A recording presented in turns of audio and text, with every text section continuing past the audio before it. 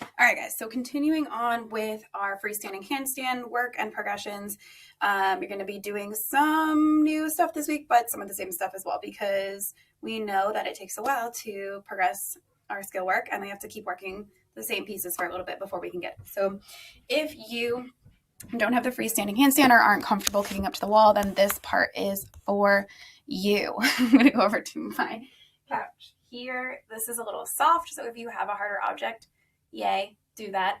If not, like a chair or something like that that works for you. Obviously, height-wise, you got to stack that up appropriately. So my handstand leg lifts, popping up into my pike position, getting my shoulders and hips stacked as much as possible, and then slowly lifting one leg up.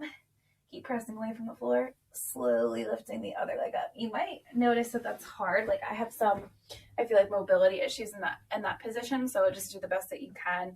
If your hamstrings are tight, you might have to have a bend at the knee as you lift the foot up. I always think also, like, this is a good one for video review, at least for me personally, because I always think that my hips and shoulders are really stacked in my start position, and usually they're not. So you're trying to get to that stacked start position to your level of comfort, of course, and then you're loading that position by lifting one leg up in the air and trying to get it stacked over your hip as much as your mobility will allow. Something I've also noticed for clients and myself is like I'll have the hips that want to rotate out to the side, especially more so on one side. So just try to only bring the leg as high as you keep the hips square and not rotating either which way. From there, you have your body tightener. So you're going to hopefully find a wall. I'm going to use one hand against my pole here.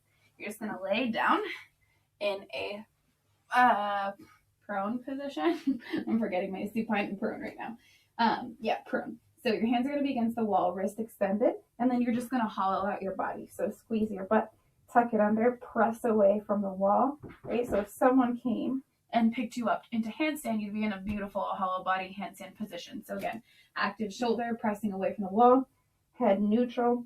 I'm going to tuck my ribs into my belly button, take my tailbone, tuck it under, squeeze my butt, squeeze my quads, and point my toes. And then you're just going to hold that. Really try to create a lot of tension when you do that for 10 to 15 seconds. And then from there, if you can, this might not be an option for some people here, you're going to find a sturdy object such as a couch. And this might be one actually if you do have a spotter. I'm just including this. I don't know if this will go over well, honestly. I just wanted to vary it up to give people some options.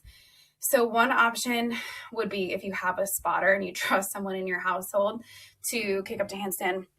They hold you by the legs there, and then they have their hands around their legs, spotting you and letting go a little bit, letting you teeter back and forth in between their hands, but obviously not letting you go too far in either direction so you don't fall down, so that you can understand the balance in your hands, pulling yourself back and forth by using your pressure in your fingertips.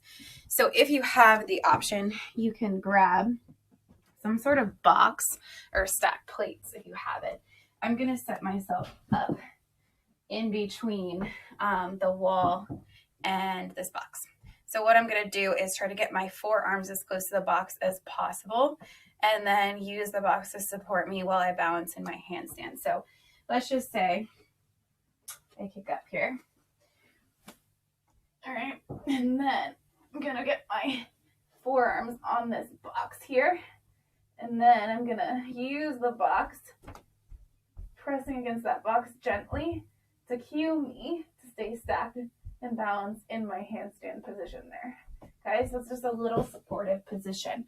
Let me try against the couch, right? So you could also use a spot here like this. So say we get you on the couch there, you kick up into handstand, or your partner pulls your hips up into handstand there.